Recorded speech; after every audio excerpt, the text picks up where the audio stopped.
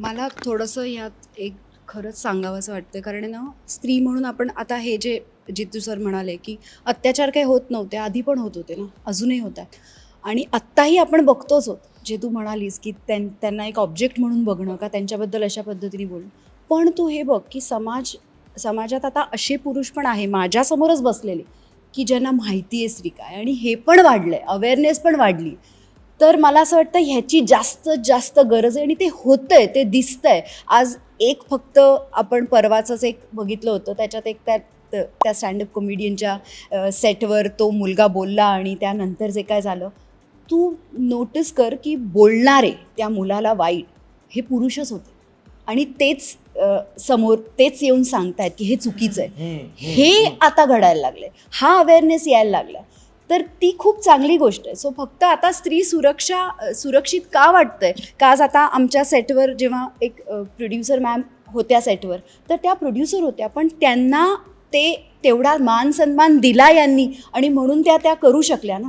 So मला असं वाटतं की त्याच्यासाठी पुरुष पण तेवढेच जबाबदार आहे, की जर स्त्रीची ती पोझिशन आहे तर त्याच्यासाठी तेही तेवढा मान देत आहे आणि तेही तेवढे अवेअर आहे, म्हणून आज स्त्री अशा पद्धतीने जगते. सो आय थिंक समाज बदलतोय, असं नाही आहे, आणि बदलेल. लहानपणापासून जे स्त्रीला शिकवलं जातं, असं नेस, असं बस, असं इतक्या मोठ्यांदा बोलू नकोस, अशी राहा तशी राहा, हे जे शिकवलं जातं ते लहानपणापासून मुलांना का नाही शिकवलं जात? लाज ही स्त्रीला शिकवली जाते, ती लाज पुरुषाच्या डोळ्याला का दिली जात नाही? ती जी कोणी स्त्री आहे जिच्यावर अत्याचार होतो, आपण जर एक क्षण तिच्या घरातले जर आपण झालो, तिचं मूल झालो, तिचा नवरा झालो, तिचा बाप झालो, तर मग आपल्याला लक्षात येईल की हे दुःख काय, हा त्रास काय.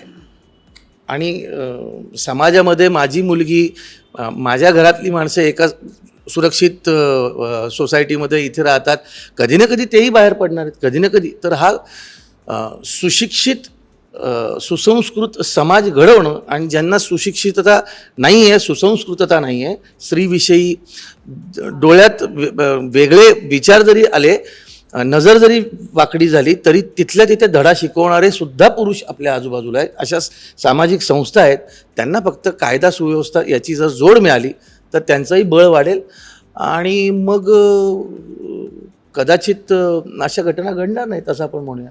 एक छोटं उदाहरण म्हणजे मर्दिनीच्या अनुषंगाने फक्त देतो की आपल्याला कधी कधी एका स्त्रीला किंवा आईला लेट्स से एका पालीची किंवा झुरळाची भीती वाटत असते हो ना. ते आपल्याला लांब जरी दिसलं तरी आपण पळ काढतो, बोंबाबोंब करतो, आरडाओरड करतो, नाही ते लांब करावं वगैरे.